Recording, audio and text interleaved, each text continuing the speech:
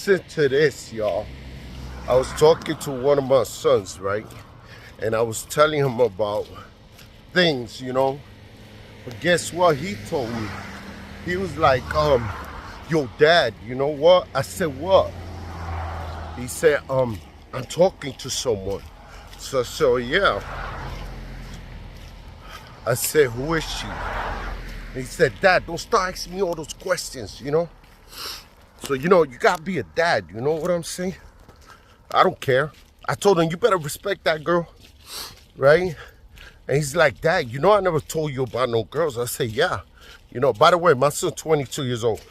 So, guess what? He said, she's a Christian, Dad. I said, whoa, that's the one, baby. You know, I'm going to pray for y'all. You better respect her.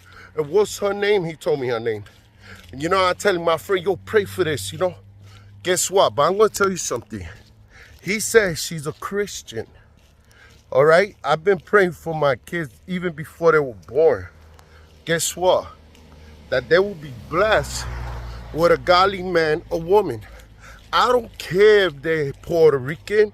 I don't care if they're white, black, Asian, green, purple. I don't care. They better know Jesus. See?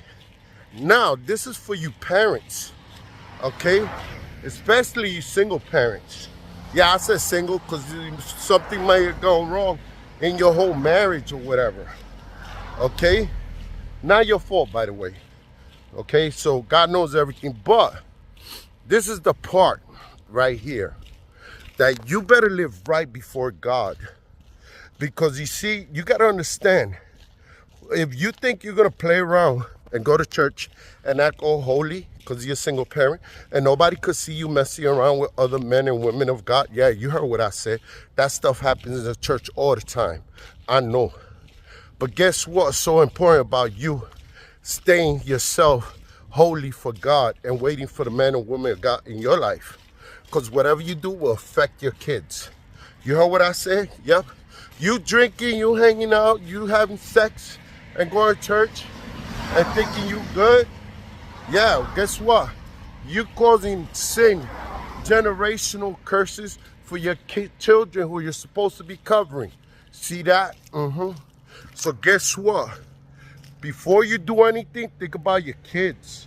All right? You have a big responsibility to look out for your kids. And by you doing what's right for God, He'll protect your children from being in a wrong relationships. You hear what I just said? God bless you. Keep it holy. Jesus.